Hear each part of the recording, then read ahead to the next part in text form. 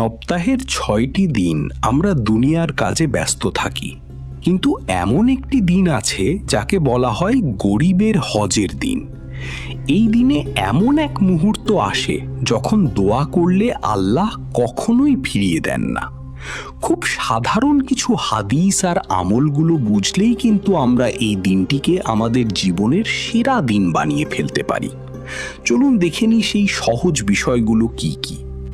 নবীজি সাল্লাল্লাহু আলাইহি ওয়াসাল্লাম বলেছেন, সূর্য উদিত হওয়া দিনগুলোর মধ্যে জুম্মার দিনই হলো সর্বশ্রেষ্ঠ দিন। এই দিনেই আদম আলাইহিস সালামকে সৃষ্টি করা হয়েছে এবং এই দিনেই কিয়ামত সংঘটিত হবে।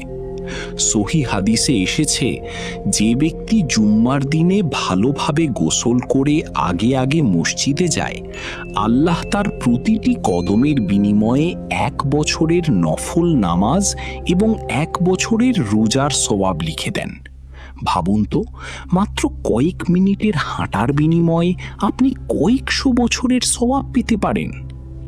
জুম্মার দিনের 3টি বিশেষ আমল নবীজি সাল্লাল্লাহু আলাইহি ওয়াসাল্লাম খুব গুরুত্ব দিয়ে করতেন। প্রথমত, বেশি বেশি দরুদ শরীফ পড়া। নবীজি বলেছেন, এই দিনে তোমাদের দরিদ আমার কাছে পেশ করা হয়। দ্বিতীয়ত, সূরা কাহাফ তেলাওয়াত করা। যে ব্যক্তি জুম্মার দিন এটি পড়বে, পরবর্তী জুম্মা পর্যন্ত তার জীবন নূরে ঝলমল করবে। আর তৃতীয়ত হলো পরিচ্ছন্নতা।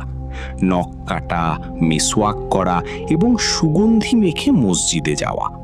এই ছোট কাজগুলোই আপনার পুরো সপ্তাহকে বরকতময় করে তুলতে পারে।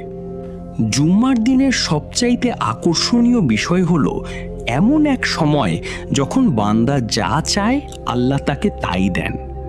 অনেক আলেম বলেছেন, জুম্মার দিন আসরের পর থেকে মাগরিব পর্যন্ত সময়টি দোয়া কবুলের শ্রেষ্ঠ সময়। নবীজি সাল্লাল্লাহু আলাইহি ওয়াসাল্লাম এই সময়ে ইবাদতে মগ্ন থাকতেন। তাই জুম্মার দিন শুধু নামাজ পড়েই কাজ শেষ নয়, বরং আসরের পর দয়াময় আল্লাহর কাছে মন খুলে নিজের চাহিদার কথা জানান। আপনার মনের নেক আশা পূরণ হওয়ার জন্য এটিই সবচাইতে বড় সুযোগ। সহজ কথা হলো, জুম্মার দিন আমাদের জন্য আল্লাহর পক্ষ থেকে একটি অফার বা বোনাস। তাই অবহেলায় এই দিনটি পার করবেন না। ভিডিওটি শেয়ার করুন আপনার বন্ধুদের সাথে, যেন তারাও এই বরকতময় আমলগুলো করতে পারে। আল্লাহ আমাদের সবাইকে জুম্মার দিনের হক আদায় করার তৌফিক দিন। আল্লাহ হাফেজ।